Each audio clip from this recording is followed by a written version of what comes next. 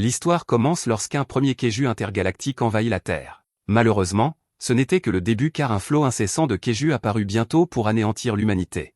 Pour contrer cette menace de fin du monde, l'humanité rassembla son meilleur personnel et sa meilleure technologie de chaque nation et établit la force de défense anti-Keiju appelée Herd. Cette force rencontra un certain succès, mais les dégâts étaient encore lourds, et la guerre s'éternisait sans fin en vue. Jusqu'à ce qu'un jeune sauveur émerge. Notre protagoniste s'appelle Tetsuo, et il regarde d'autres enfants jouer. Il est très timide, et il s'enfuit quand il lui demande s'il veut se joindre à eux. Un jour, Tetsuo tombe par hasard sur un robot qui proteste contre la violence envers les robots. Il veut que ses droits en tant que robot soient reconnus, et il refuse de s'auto-détruire. Le chercheur principal arrive, et les autres lui disent qu'ils ne peuvent pas entrer dans le laboratoire. Son nom est Kojika, et le robot dit que ce type est le principal problème. Kojika veut qu'il se précipite sur le Keiju et qu'il s'auto-détruise. Kojika ne le nie pas, et il rappelle au robot qu'il n'est qu'un prototype. Ils l'utiliseront comme une bombe autonome pour se débarrasser des Keiju. Il n'y aura pas de victimes humaines, alors il appelle cela une grande innovation. S'ils peuvent produire en masse plus de ces robots, cela changera la donne dans leur combat contre les Keiju. Le robot dit qu'il veut juste vivre, et Tetsuo est clairement inquiet.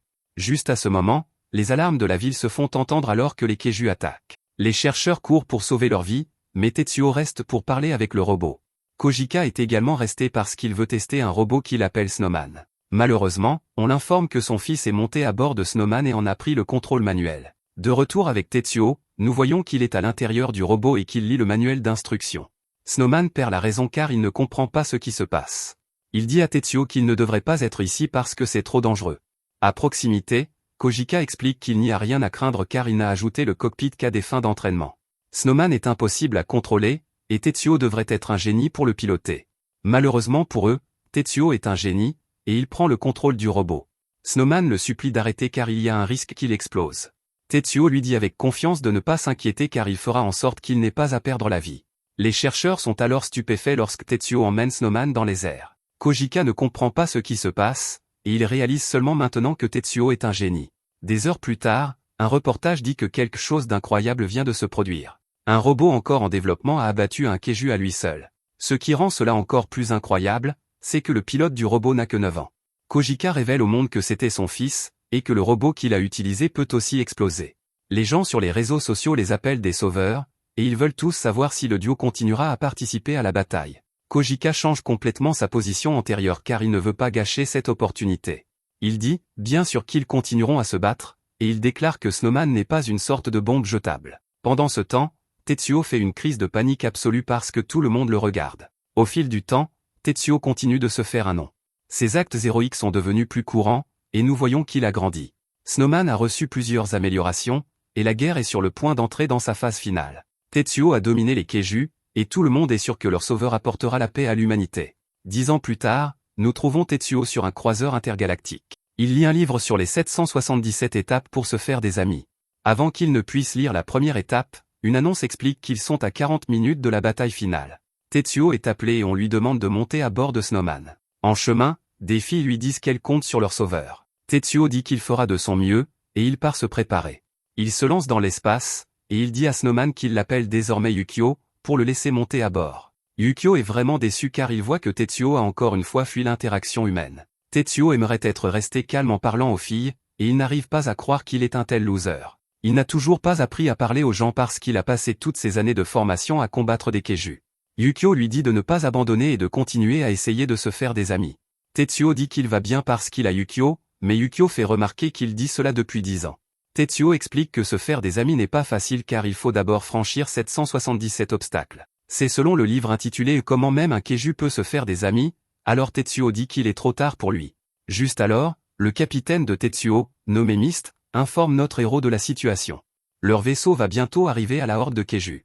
Une fois qu'ils engageront la cible, Tetsuo se séparera du vaisseau, et le vaisseau se dirigera vers le centre de la horde. Ils tireront leur laser infini qui peut déchaîner des dégâts sur un rayon de 1000 km. Ce faisant, ils anéantiront toute la horde de Keiju. Le problème principal est le temps qu'il faudra pour atteindre le point de lancement, c'est là que Tetsuo entre en jeu. Yukio dit à tout le monde de ne pas s'inquiéter car lui et Tetsuo vont faire des ravages. Ils attireront l'ennemi près d'eux et élimineront les SEM. Leur réunion se termine, et Tetsuo réalise qu'il a encore gâché une interaction humaine. Au lieu de dire « oui madame » comme une personne normale, il a simplement dit « oui ». Yukio n'est pas inquiet pour cela car il veut juste rentrer chez lui avec une victoire. Leur rêve est sur le point de se réaliser, et ils doivent juste accomplir cette mission. Juste alors, leur plaisir prend rapidement fin alors que plusieurs Kaiju sont apparus. Le reste de l'équipage est horrifié car il y en a tellement. Il y a une mer sans fin de Kaiju, et ils sont tous énormes. On dit à tous les membres d'équipage qu'il est temps que la mission commence. Tetsuo marque une pause et se rappelle qu'il veut devenir quelqu'un de valeur. Yukio l'appelle et lui dit que l'ennemi est arrivé. L'attitude de Tetsuo change complètement, et il déclare avec confiance qu'il est temps d'y aller. Ils sont prêts, alors Tetsuo active son stylo 7 épées. Leur attaque laisse tout le monde stupéfait car ils ont éliminé plusieurs Kaiju d'un seul coup. Mist rappelle à tous que Tetsuo est leur sauveur, et elle est sûre qu'ils vont gagner. Ils arrivent finalement au point de lancement, alors Mist dit à tout le monde qu'il est temps de sauver leur planète. Ils se préparent à tirer le laser infini, et cela forme une gigantesque boule d'énergie devant leur vaisseau. Mist ordonne de tirer, mais tout le monde est choqué lorsque leur attaque disparaît simplement. Malheureusement, on annonce à Mist que leur système laser vient de planter, et que le laser infini ne peut pas être tiré. Mist ne comprend même pas ce que cela signifie car cela n'est jamais arrivé auparavant. Elle se calme et déclare qu'ils doivent passer au plan B. Ils résisteront à l'attaque des Kaiju et rappelleront Tetsuo et Yukio. Malheureusement, cela n'arrive pas car le vaisseau commence à s'arrêter. Tout le système d'attaque et les générateurs de boucliers ne répondent plus. Les choses prennent une tournure très sombre car les défenses du vaisseau ont été complètement anéanties. Mist ne peut que regarder avec terreur alors que les Kaiju s'écrasent sur le vaisseau. L'équipage est traîné dans l'espace, et Mist crie alors que sa vie prend fin. Tout cela se passe en un éclair, et Tetsuo est stupéfait alors que le vaisseau explose. Yukio n'en croit pas ses yeux non plus, et il se demande si cela signifie que l'humanité a perdu. Tetsuo dit à Yukio de se calmer pour qu'il puisse retourner au vaisseau. S'il reste ne serait-ce qu'une personne en vie, ils doivent la sauver. Yukio est toujours inquiet, mais Tetsuo déclare que la mission n'est pas encore terminée. Ils continueront à se battre, et ils vaincront le reste des Kaiju ensemble. Des heures plus tard, nous voyons que Tetsuo est complètement épuisé, et ils ont éliminé plusieurs Kaiju. Malheureusement, ils sont bien trop nombreux, et un nombre incalculable d'entre eux reste encore. Yukio a subi de graves dégâts, et il a même perdu un bras maintenant. Yukio commence à perdre espoir car il réalise qu'il n'y a tout simplement aucun moyen pour eux de gagner. Tetsuo n'a d'autre choix que d'être d'accord avec lui, et il dit qu'ils ont donné le meilleur d'eux-mêmes. La seule chose qu'ils peuvent faire est de réduire le nombre de Kaiju à un nombre gérable pour les forces survivantes sur Terre. Ils y parviendront en activant le mécanisme d'autodestruction de Yukio. Tetsuo déteste cela car il avait promis que Yukio n'aurait jamais à le faire. Cependant, ils n'ont pas d'autre choix. Ils sont tous les deux d'accord, alors Tetsuo dit qu'il est temps pour eux de sauver la Terre ensemble. Alors que les Kaiju attaquent le corps de Yukio, il prend la situation à la légère. Il plaisante avec Tetsuo en lui faisant remarquer qu'au final, il n'a jamais réussi à se faire un seul ami. Tetsuo ne veut pas être moqué en ce moment car il cherche la commande d'autodestruction. De plus, il se moque de finir sa vie sans un ami humain car il a encore Yukio. Yukio se demande s'il n'a vraiment aucun regret, et Tetsuo dit qu'il n'en est pas sûr. Il repense à plusieurs moments de sa vie et à la façon dont il a passé la majeure partie de son temps à combattre des Kaiju.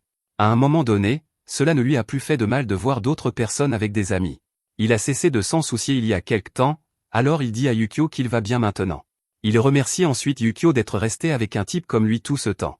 Yukio est également reconnaissant car Tetsuo le voyait comme plus qu'une simple bombe et lui a donné un nom.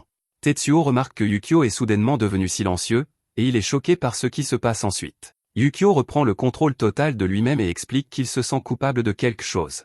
Tetsuo essaie désespérément de reprendre le contrôle car il sait ce que Yukio s'apprête à faire. Yukio explique que son crime était de voler Tetsuo en le forçant à passer les 10 dernières années à ne pas vivre une vie normale.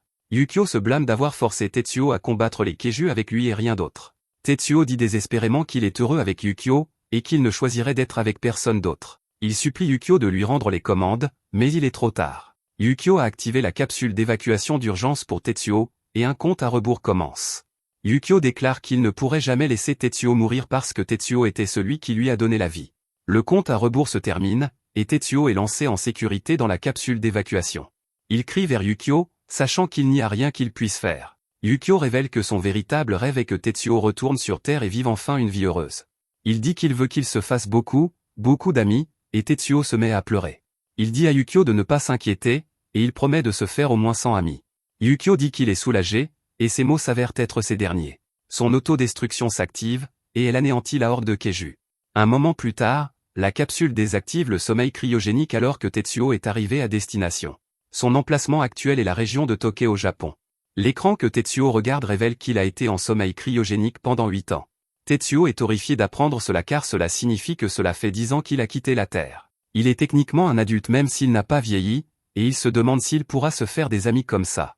Tetsuo élabore un plan, qui est de s'enfermer dans sa pièce en isolement total. Ainsi, il pourra passer du temps à recueillir des informations sur le nouveau monde avant de sortir pour se faire des amis.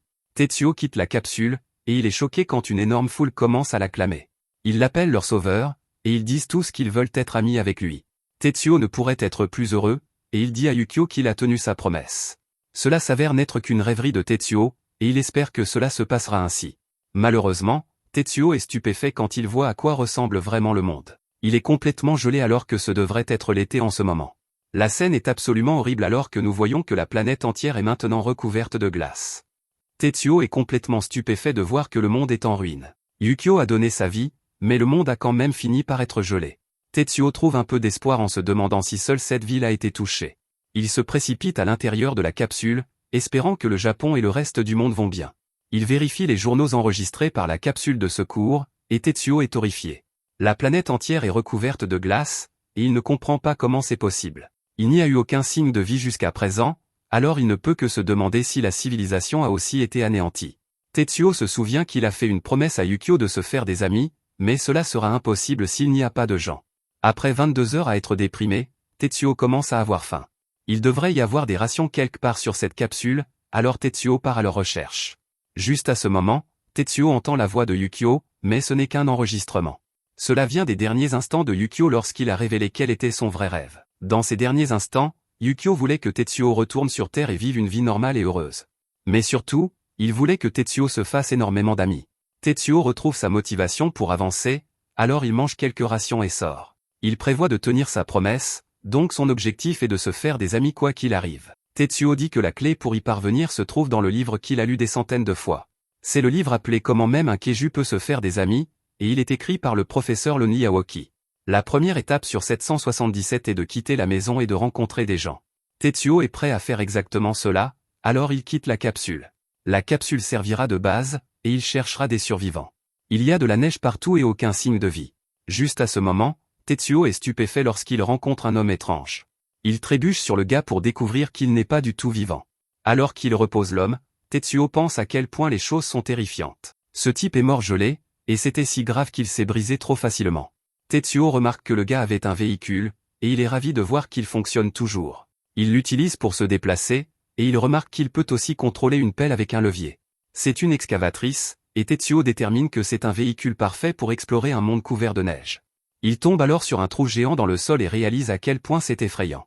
Tetsuo dit que son objectif devrait être de trouver un endroit où les humains vivent peut-être encore, et il réalise que le meilleur endroit serait sous terre. Il va vérifier le trou car il est sûr qu'il y aura des tonnes de gens là-dessous. La première étape sera de leur crier dessus pour qu'ils puissent le laisser entrer. Malheureusement pour Tetsuo, son antisocialité handicapante ne lui permet pas de faire cela.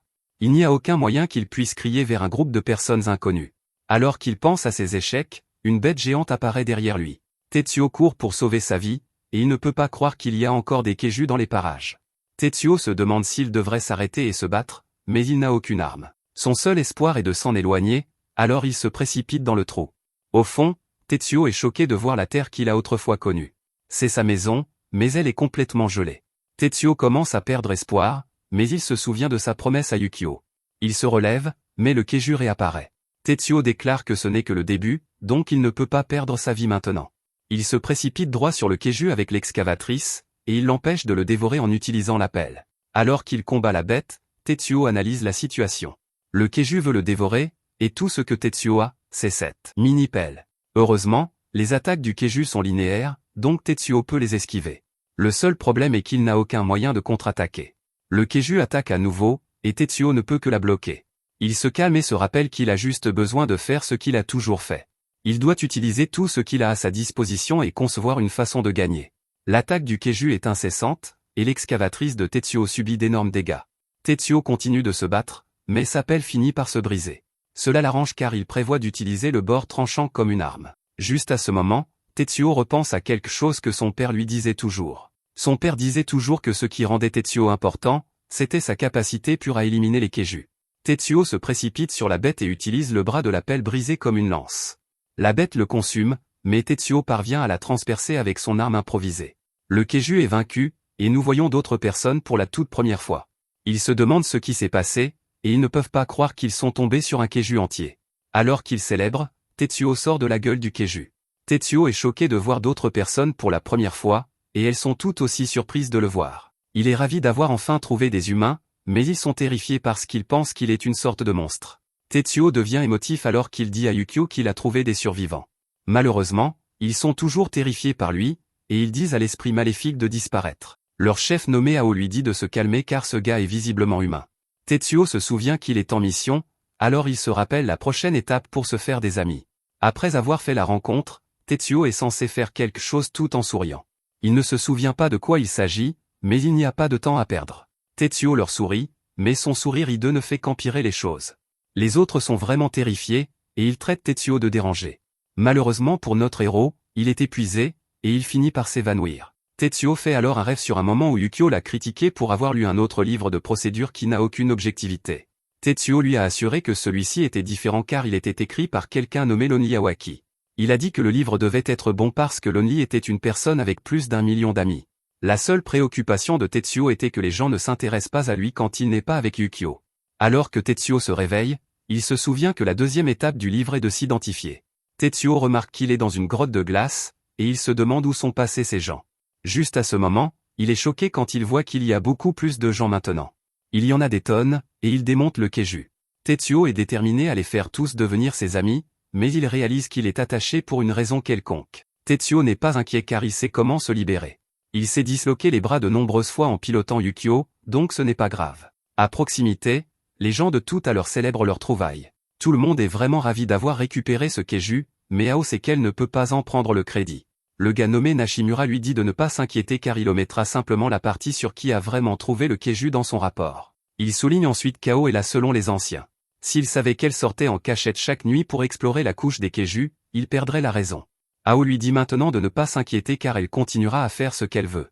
Nashimura était celui qui l'a trouvée quand elle était enfant, donc il devient émotif après avoir vu à quel point elle a grandi. Juste à ce moment, les autres se précipitent pour dire à Ao que le gars qu'ils ont attaché s'est échappé. Pendant ce temps, Tetsuo regarde les gens démonter le Keiju. Il ne lui faut pas longtemps pour réaliser que c'est ainsi que ces gens ont réussi à survivre. Le monde a gelé, donc ils utilisent les Keiju pour leurs ressources. Ces gens sont vraiment formidables, et Tetsuo souhaite que Yukio soit là pour les voir. Juste à ce moment, Tetsuo voit qu'un petit enfant joue avec le jouet Yukio. Le gamin s'enfuit cependant, en traitant Tetsuo de bizarre. Malheureusement pour le petit morveux, un morceau de glace est sur le point de l'écraser. Tetsuo passe à l'action, mais il réalise rapidement qu'il n'arrivera pas à temps. Heureusement, il parvient à trouver un poteau, et il l'utilise pour sauver l'enfant. Le père se précipite et gronde l'enfant. Il lui a dit des tonnes de fois de ne pas jouer sous les glaçons, un autre gars a vu ce qui s'est passé, alors il remercie Tetsuo d'avoir sauvé l'enfant. Juste à ce moment, ils réalisent qu'ils n'ont jamais vu Tetsuo auparavant. Ils le reconnaissent encore en quelque sorte pour une raison, alors ils lui demandent de quelle section il vient. Tetsuo n'a pas de bonne réponse à leur donner, et son anxiété n'aide pas. Les gars commencent à se méfier de lui, mais l'autre gars les empêche d'embêter Tetsuo. Il est sûr que Tetsuo a ses raisons de ne pas répondre, et cela ne change pas le fait qu'ils lui doivent quelque chose. Peu importe qui il est ou d'où il vient. Le gars se présente comme Takamura, et son fils est Joji. Tetsuo a du mal à lui serrer la main, mais ce n'est pas grave car Takamura prend sa main. Tetsuo se présente à son tour et complète la deuxième étape de son livre. Takamura lui dit d'attendre un moment car il veut lui donner des morceaux de choix de Keiju en guise de remerciement. À proximité, nous voyons qu'Ao et les autres ont tout vu. Furumaki se demande s'il devrait capturer Tetsuo, mais Ao rejette l'idée. Leur travail est de gérer toute menace pour le centre commercial, mais Tetsuo ne correspond pas à cette catégorie. Tetsuo reste un mystère pour eux, mais ils pourront toujours connaître son histoire plus tard. Ao dit qu'il est temps de se mettre au travail, et elle se dirige joyeusement vers le Keiju. Malheureusement, le sol commence à trembler, et un bras géant apparaît de nulle part. Tout le monde regarde alors avec terreur l'arrivée d'un Keiju beaucoup plus grand. Tetsuo n'en croit pas ses yeux car la structure osseuse de ce Keiju ne ressemble à rien de ce qu'il a jamais vu auparavant. Les Keiju que Tetsuo a vus avant ne ressemblent en rien à celui-ci. Tout le monde crie de terreur, et la bête géante écrase un groupe de personnes. Ce spectacle terrifiant lui fait vraiment prendre conscience de la gravité de leur situation. Le monstre est horrible, et Tetsuo se demande comment il va le vaincre. Il n'a plus Yukio, et il n'a aucun moyen de le combattre à main nue. Juste à ce moment, Tetsuo réalise qu'il peut simplement demander aux habitants comment ils gèrent ce genre de Keiju. Malheureusement, il devient clair qu'ils ne seront d'aucune aide. Ils sont figés par la terreur, alors Tetsuo décide qu'il va devoir les faire sortir d'ici. Il y a tellement de gens ici, et Tetsuo n'a pas de bons moyens de les protéger. Un homme essaie de courir pour sauver sa vie, Mais cela ne fonctionnera pas. Tetsuo essaie de l'arrêter, mais il est trop tard, car le Keiju l'a déjà vu. Heureusement, Ao a pu le sauver juste à temps. L'homme la remercie abondamment, mais elle se frappe étonnamment contre le sol parce qu'elle est furieuse. Le Keiju vient de manger quelqu'un, et elle ne supporte pas l'idée que quelqu'un perde la vie sous sa surveillance. Furumachi lui dit de garder ses ruminations pour plus tard car ils ont du travail à faire. Ils ont tout préparé, alors Ao active les machines à fumer d'urgence. La zone est rapidement couverte de fumée, alors Ao dit à tout le monde de courir. Les habitants commencent à se précipiter vers la sécurité en se rappelant mutuellement de se souvenir de leurs exercices. Tetsuo regarde, émerveillé, car il n'a fallu qu'un mot pour que tout le monde court vers la surface. Tetsuo est soulagé car tout le monde ira bien, mais il remarque que le Keiju se prépare à faire quelque chose. La bête a commencé à reculer, et Tetsuo sent que les choses vont vraiment mal tourner. Cet instinct est dû à son expérience de sauveur qui a tué d'innombrables Keiju. Ce Keiju s'apprête à bondir, et d'autres vies vont s'éteindre à moins qu'il ne fasse quelque chose. Le temps presse, mais Tetsuo ne peut que se demander de quoi il est capable sans Yukio. Juste alors, Takimura dit à Tetsuo de se mettre en sécurité. Tout le monde s'inquiète pour lui, et il l'encourage à courir avec eux. Tetsuo se souvient de ce qu'il a ressenti alors qu'ils devenaient amis, et il réalise ce qu'il doit faire. Au lieu de s'enfuir, Tetsuo n'hésite pas à courir dans la direction opposée. Il court devant le Keiju, espérant détourner son attention de tous les autres. Takimura le supplie d'arrêter, mais Tetsuo a déjà atteint son but. L'attention du Keiju est entièrement sur lui, et Ao ne comprend pas pourquoi Tetsuo risquerait sa vie. Le Keiju le domine facilement, et Tetsuo se fait balloter à chaque attaque. Takimura est tellement inquiet pour lui qu'il doit être retenu. Ao refuse d'abandonner Tetsuo, alors elle se précipite pour le rejoindre. C'est une situation complètement désespérée, cependant, car Tetsuo ne peut plus bouger. Ao se retrouve face à face avec la bête, et nous voyons qu'elle tient Tetsuo dans sa main. Tetsuo a subi trop de dégâts, et sa vie touche à sa fin. Juste à ce moment, le dispositif sur le visage de Tetsuo commence à briller. Nos héros sont alors choqués alors que le plafond commence à se fissurer et que quelque chose s'écrase à travers. L'énorme morceau de métal frappe le Keiju, et Tetsuo n'en croit pas ses yeux. Quelques minutes plus tôt, nous voyons ce qui s'est passé. 42 heures se sont écoulées depuis que la capsule de sauvetage a atterri, et le système a finalement démarré après avoir installé une énorme quantité de données. La capsule de sauvetage a immédiatement trouvé Tetsuo et s'est précipitée vers lui. En s'approchant, Tetsuo pouvait entendre Yukio l'appeler. Il s'avère que c'est l'assurance que Yukio avait laissée derrière lui, et c'est l'assurance qu'il n'avait jamais pensé utiliser. Tetsuo regarde maintenant, choqué, tandis que la capsule de sauvetage commence à se transformer. C'est Yukio, et il dit qu'il est temps pour eux deux de contre-attaquer. Un regard en arrière, il y a 14 ans, montre une époque où la ville était attaquée. Tetsuo et Yukio sont arrivés tandis que le père de Tetsuo regardait calmement. Ils étaient prêts à se battre, mais Yukio a remarqué que ses articulations étaient toutes grinçantes.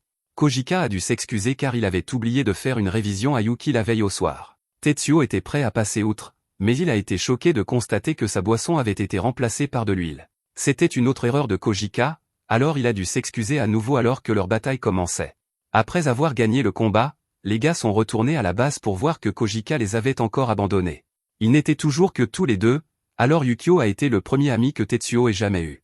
Après l'autodestruction de Yukio, Tetsuo a été laissé à voler dans l'espace tout seul pendant plusieurs jours. Alors qu'il pensait à Yukio, il a réalisé qu'il avait un trou géant dans son cœur. Il ne s'est jamais refermé, et il ne s'est jamais estompé.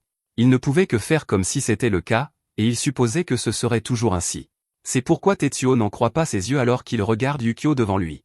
Il n'y a pas de temps pour discuter, cependant, car le Keiju commence à attaquer. Yukio agit immédiatement et porte un coup dévastateur. Il déclare qu'au moment de l'explosion, il s'est transféré dans la capsule. L'installation a pris beaucoup de temps, c'est pourquoi il ne pouvait le révéler que maintenant. Yukio devient émotif en disant à Tetsuo qu'il est enfin à la maison. Notre héros ne peut retenir ses larmes alors qu'il accueille le seul ami qu'il ait jamais eu. Tout le monde regarde, complètement choqué, mais ils font remarquer que le Keiju est toujours vivant. Yukio peut dire que la bête est assez contrariée, mais cela n'a pas d'importance. Il déclare que tout Keiju qui apparaît devant lui et Tetsuo n'a aucune chance de survivre. Yukio dit que cela reste vrai, même s'il n'a aucune arme décente à proprement parler. Tetsuo n'en croit pas ses oreilles, alors Yuki lui rappelle que ce nouveau corps n'est rien de plus qu'une capsule de sauvetage. En termes de spécifications, il est encore plus modeste qu'un prototype. Tetsuo se demande ce qu'ils vont faire, alors Yukio dit que tout s'arrangera parce qu'ils sont à nouveau une équipe. Les choses sont comme au bon vieux temps quand Tetsuo dit à Yukio qu'il est bien trop optimiste. Les habitants continuent de regarder avec incrédulité car Tetsuo semble parler au robot. Il s'approche un peu trop, cependant, alors Ao doit leur rappeler à quel point le Keiju est dangereux. Le Keiju commence à s'enrouler à nouveau, et Yukio reconnaît très bien sa posture. La bête muscle ses pattes avant et son cou en préparation pour attaquer sa proie. Le Keju lance son corps géant sur nos héros et cause une destruction massive. Heureusement, ils ont sauté hors du chemin, et la bête s'est juste écrasée contre un mur. Yukio a mis Tetsuo dans la capsule, et il dit qu'il n'aurait pas eu une chance si cette attaque les avait touchés. Le Keju recule à nouveau, et Tetsuo détermine qu'il peut les bombarder d'attaques autant qu'il le veut. Il sera trop tard s'ils attaquent après avoir esquivé, donc il doit faire quelque chose. La bête recule encore plus cette fois, et même les habitants peuvent dire qu'elle fait quelque chose de terrifiant. Ils se demandent si ces gars iront vraiment bien, et une personne déclare qu'ils iront bien. Tout le monde demande comment il peut en être sûr, alors il leur rappelle qu'ils ont déjà vu cela auparavant. Ils ne savent pas ce qu'il veut dire, alors tout le monde regarde de plus près. Le Keju déclenche son attaque à nouveau, alors nos héros se préparent à contre-attaquer. Alors qu'ils se préparent au combat, les habitants se souviennent de cette scène. La bête fonce à nouveau dans les airs, mais cette fois, nos héros la frappent au cou. C'est leur attaque robot One Sword Steel Diablo, et elle coupe complètement la tête de la bête. Les habitants sont absolument stupéfaits, et Ao ne pourrait être plus émerveillé. Le Keju géant est enfin vaincu, alors tout le monde acclame dans la célébration. Les yeux d'Ao s'écarquillent alors qu'elle admire notre héros et l'attaque qu'il vient d'utiliser. Il a tranché le Keju en tournant et a utilisé cet élan pour lui couper la tête. Le Keju se déplaçait à une vitesse aveuglante, mais Tetsuo a quand même réussi à le voir. Leur célébration continue, mais quelque chose d'inquiétant se produit à 100 km de là. Cet endroit est Tokyo, et là nous voyons un type de Keju totalement différent. Cette chose est également un géant, mais elle ressemble beaucoup plus à un humain que les autres. Après avoir vaincu le Keju géant, Tetsuo et Yukio sont escortés jusqu'au centre commercial où vivent les survivants. Tetsuo n'arrive pas à croire qu'on les y emmène réellement, et il est juste content d'avoir réussi à vaincre le Keju. Pendant le trajet, Yukio évoque le choc que représente le fait que la planète entière est gelée en seulement 10 ans. Tetsuo est d'accord et dit qu'il était absolument stupéfait lorsqu'il a atterri seul sur Terre pour la première fois. Il s'émeut à nouveau en disant à Yukio à quel point il est content qu'il soit encore en vie. Yukio lui demande d'arrêter de fondre en larmes à chaque fois qu'il parle, car cela rend la conversation vraiment difficile. Tetsuo s'excuse, mais Yukio s'émeut aussi. Voir les larmes de Tetsuo à chaque fois l'affecte également, et il admet qu'il est aussi content qu'ils aient pu se revoir. L'un des gars du groupe dit qu'il devrait être bien loti pour un moment avec toute cette viande de Keju. Une fille dit que le robot sauveur est vraiment impressionnant, et elle se tourne vers Ao pour voir si elle est d'accord. Ao ne répond pas car elle est déjà partie loin. Elle s'est approchée de Tetsuo et elle lui tend une boîte d'ananas. Elle explique qu'aujourd'hui, il garde ce genre de choses pour les célébrations spéciales. Yukio la remercie, mais Tetsuo oublie encore comment utiliser ces mots. Yukio se demande comment Ao est même monté là-haut, et il rappelle à Tetsuo qu'il a vraiment besoin de travailler ses compétences en communication. Ao explique que la boîte d'ananas est un objet ultra précieux qui ne peut plus être fabriqué. Les choses sucrées sont incroyablement rares dans ce monde désormais, et l'ananas ne fait pas exception. Ao sent déjà le parfum sucré émanant de la boîte, et même elle est émerveillée. Tetsuo fixe la boîte et se demande s'il est vraiment acceptable pour lui d'avoir quelque chose d'aussi précieux. Ao hésite entre lui demander de le manger et lui dire immédiatement de ne pas le faire. Elle se reprend rapidement et l'ordonne de le manger maintenant, tant qu'elle a encore le contrôle. Elle explique que Tetsuo et Yukio ont sauvé leur vie à tous, et elle veut leur rendre l'appareil avec quelque chose d'aussi précieux. Elle les remercie ensuite sincèrement tous les deux pour tout ce qu'ils ont fait. Tetsuo décide que le manger serait la chose polie à faire, alors il se lance. Ao lui dit d'y aller, et Tetsuo commence à manger l'ananas. Il est complètement submergé par son délice, mais Ao panique après une seule bouchée. Tetsuo se demande s'il a mal fait quelque chose, mais Ao explique que ce n'est pas ça. C'est juste douloureux pour elle de voir la quantité absolue d'ananas dans ce monde diminuer. Après avoir fini la boîte, Tetsuo remercie Ao pour le repas. Ao lui dit qu'elle n'est pas seulement venue ici pour lui donner l'ananas. Elle voulait aussi se présenter et lui offrir des informations. Elle se présente formellement comme Ao Nagi et remercie à nouveau Tetsuo de les avoir sauvés. Tetsuo se présente nerveusement en retour et dit qu'il est ravi de la rencontrer. Intérieurement, Tetsuo est ravi car il s'est à nouveau identifié. Dans le cadre de sa présentation, Ao dit que son plat préféré est la gelée de haricots rouges coûteuse. Yukio n'arrive pas à croire qu'elle ait perdu la tête pour l'ananas, alors que ce n'était même pas son aliment préféré. Ao lui dit qu'il y a autre chose qu'elle veut partager avec lui, et elle dit qu'elle aimerait lui raconter ce qui s'est passé il y a 10 ans. Tetsuo hésite un instant, mais il lui dit qu'il aimerait beaucoup entendre cela. Il y a 10 ans au Japon, un étrange Keju est apparu de la mer. Voir des Keju n'était rien de spécial car les gens y étaient habitués, mais il y avait quelque chose de différent chez celui-ci. Celui-ci était complètement différent de tout ce que quiconque avait jamais vu, et 3 choses le rendaient vraiment anormal. D'une part, il avait clairement pris une forme humanoïde. Deuxièmement, il n'était pas apparu de l'espace comme les autres, mais de la mer. En plus de cela, il était accompagné d'une étrange sphère flottante blanche. Les soldats ne savaient pas ce que c'était, mais ils décidèrent de simplement l'éliminer. Alors qu'ils se préparaient au combat, les soldats se plaignaient de la chaleur qu'il faisait à l'intérieur de leur mécha. Cela changea rapidement, cependant, car la température à l'intérieur des robots commença à chuter rapidement. L'eau commença à geler, et les sphères se multiplièrent avant que le Keju ne les envoie. En peu de temps, ces sphères blanches apparurent partout sur le globe. Elles continuèrent leur assaut et se multiplièrent en se répandant dans le monde entier. Chaque fois qu'elles entraient en contact avec quelque chose, les sphères gelaient tout dans la zone. Un vent féroce de degré zéro absolu s'engouffra et éteignit d'innombrables vies humaines avec facilité. Depuis ce jour, la planète ne s'est plus jamais réchauffée, et tout a commencé il y a seulement 10 ans. Tetsuo et Yukio sont horrifiés d'entendre cela, et ils se demandent comment tout cela a pu arriver juste après leur départ. Ils n'arrivent pas à croire que tout cela ait été fait par un seul Keju, et ils se demandent à quel point il est puissant. Ils veulent savoir où était la force de défense anti-Keju, et Ao confirme qu'elle sait qui ils sont. Yukio dit qu'ils sont tous des professionnels en matière de combats anti-Keju, alors ils n'ont pas pu rester les bras croisés à ne rien faire. Ao explique que c'était tout simplement trop soudain, compte tenu des dégâts catastrophiques soutenus lors du premier gel. Ceux qui ont survécu ont fait de leur mieux pour protéger les gens, mais il n'a pas fallu longtemps avant que d'autres Keju ne recommencent à pleuvoir de l'espace. Ao ne pense pas qu'ils aient été complètement anéantis, cependant, car toutes sortes de rumeurs circulent. L'une d'elles est qu'il y a un centre commercial spécifiquement pour les survivants du jour E, mais il y a apparemment une lutte de pouvoir qui s'y déroule. Tetsuo et Yukio disent que certains d'entre eux doivent encore être en vie, et Ao leur dit qu'elle espère qu'ils pourront revoir les autres. Un peu plus tard, Ao dit qu'ils sont presque arrivés, et elle dit aux gars de se préparer. Furamaki dit à Tetsuo de ne pas décevoir Ao par sa réaction, et Tetsuo est simplement ravi d'entendre quelqu'un l'appeler par son nom. Il tourne un coin, et Ao annonce qu'ils sont arrivés au centre commercial Mishima. Tetsuo est émerveillé quand il le voit car il est construit à l'intérieur même d'une fissure dans la glace. Furamaki dit que c'était probablement un collège avant, et il espère que ce n'est pas une déception.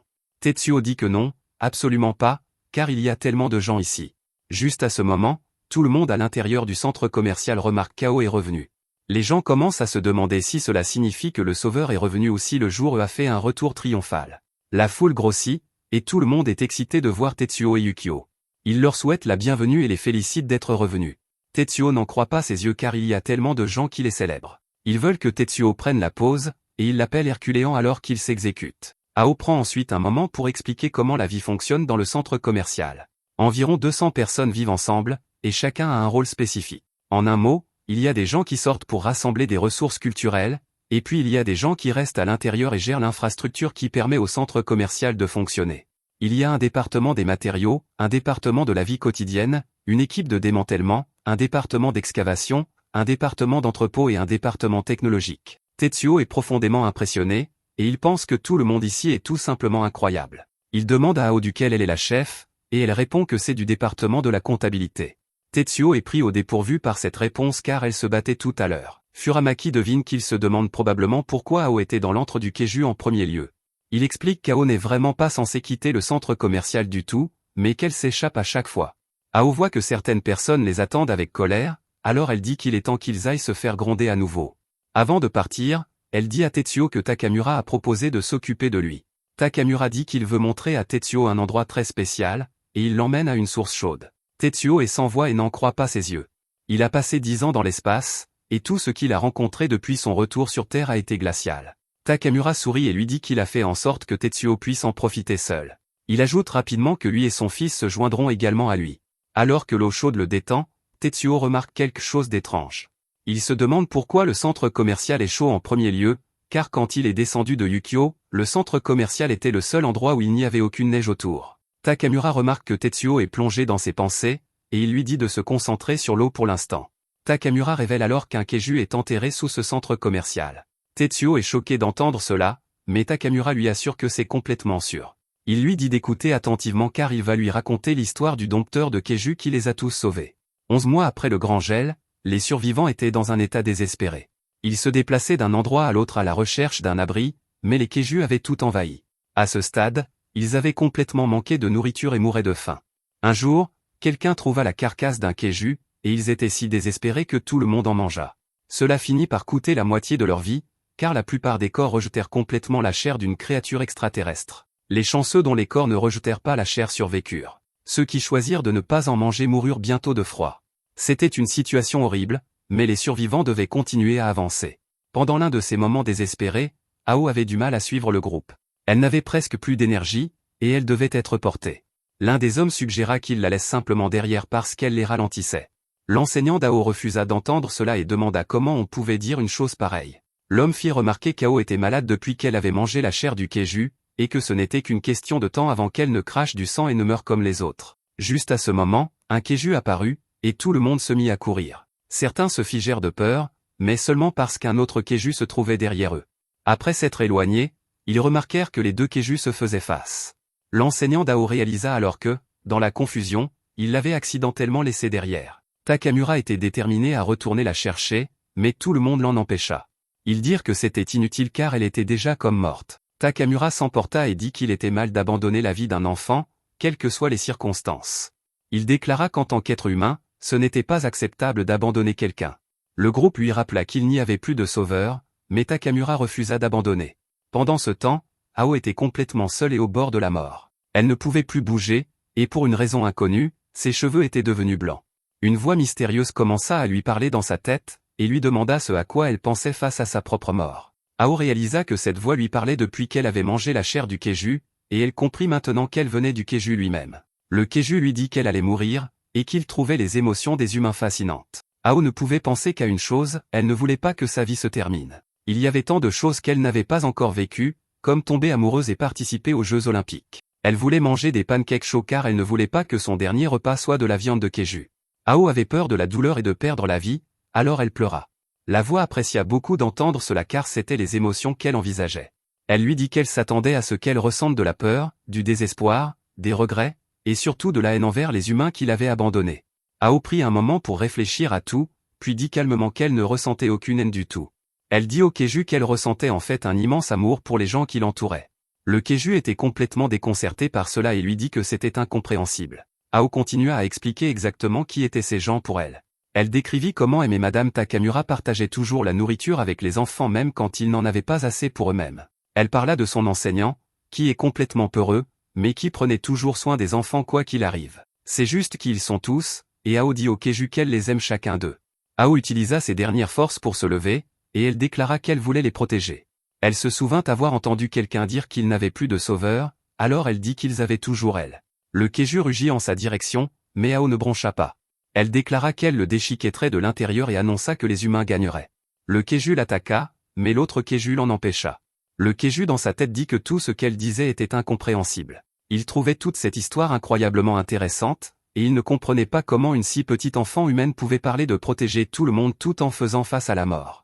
Le keju qui la protégea acquit une sorte de nouveau pouvoir, et même Ao fut choquée quand elle aussi fut couverte de flammes. Tous ceux qui regardaient n'en croyaient pas leurs yeux en réalisant qu'Ao avait en quelque sorte réussi à se connecter au keju. Les deux étaient en synchronisation, alors tout le monde se demanda si elle était une sorte de dompteuse de keju. Rien de tel ne s'était jamais produit auparavant, alors ils se mirent à l'appeler leur sauveuse. Le keju dit à Ao qu'il était intéressé par ses pensées et ses émotions. En échange de plus de cette connaissance, il utiliserait son nouveau pouvoir pour les protéger tous. Tant qu'elle continuerait à lui montrer ses émotions, il promit de garder la terre chaude. De retour au présent, on montre à Tetsuo le keju sous le centre commercial, et il n'en croit pas ses yeux. Ailleurs, un colonel observe très attentivement le mystérieux keju. Le keju est tranquillement assis au sommet d'un bâtiment, et le colonel est visiblement contrarié. Son subordonné, nommé Atoshi, arrive et dit qu'il est venu chercher le colonel. Atoshi lui dit que la nuit est glaciale et prévient que s'il s'approche davantage du keju, même les vêtements chauds ne seront d'aucune aide. Le colonel le sait déjà, c'est pourquoi il dit qu'ils vont avoir besoin d'une source de chaleur. Atoshi comprend déjà qu'il parle du keju enflammé qui se trouve au centre commercial Mishima. Atoshi se demande ce qui se passe avec le keju de type humanoïde, alors le colonel explique qu'il n'a pas bougé d'un pouce.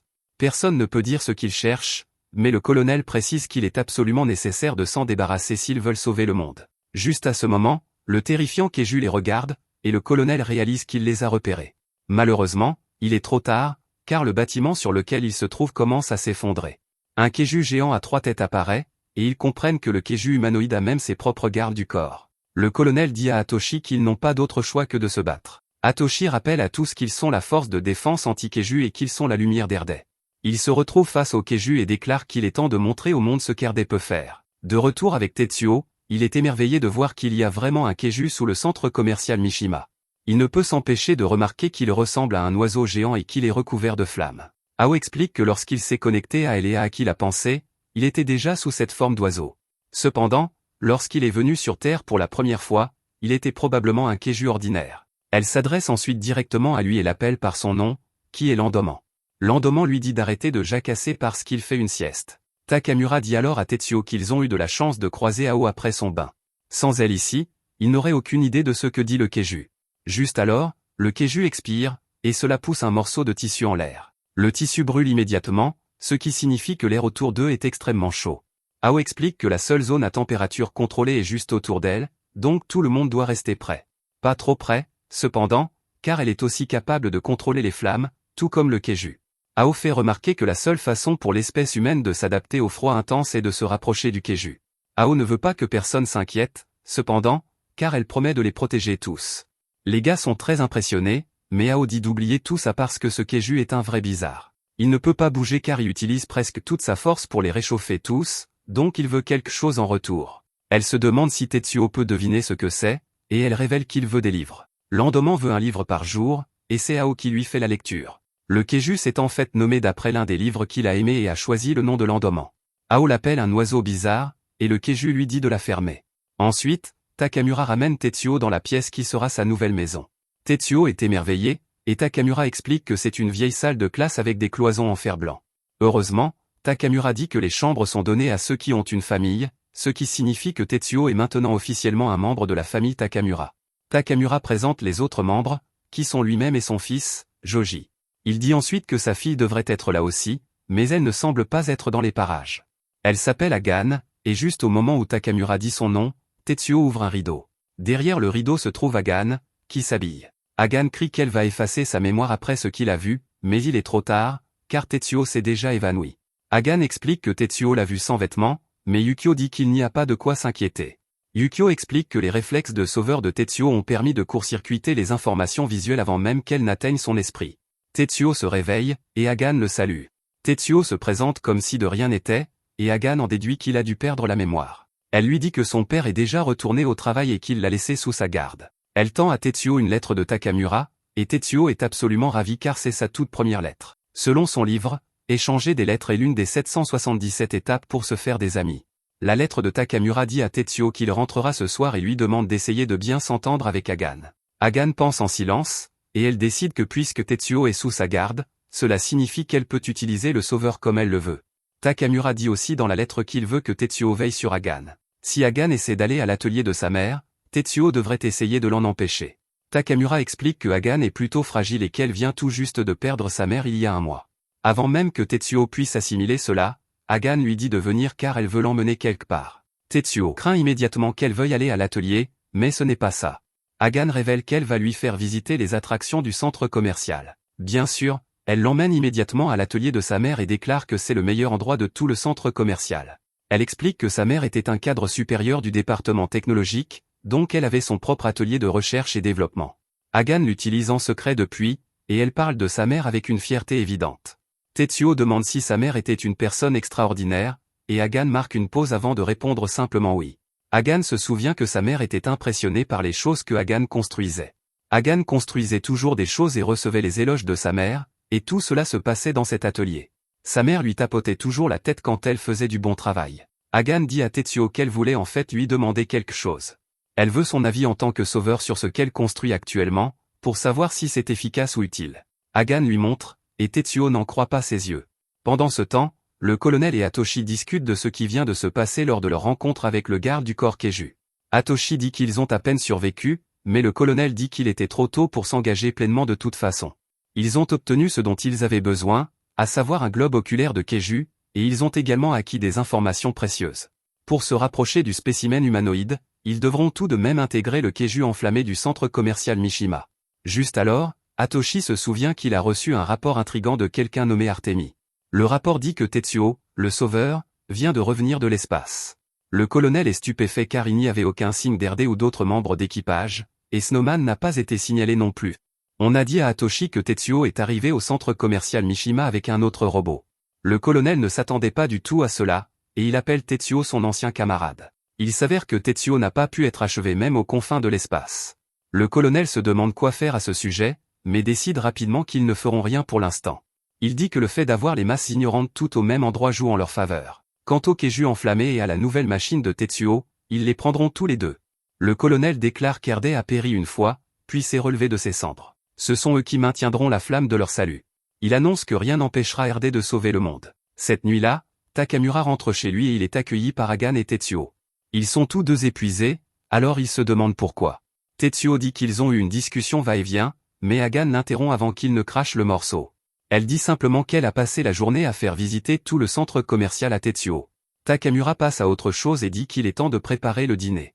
Ils utilisent une pierre chauffée par l'oiseau Keiju. Avant de manger, Takamura explique que cela pourrait être trop risqué, donc Tetsuo ne devrait pas manger de viande de Keiju.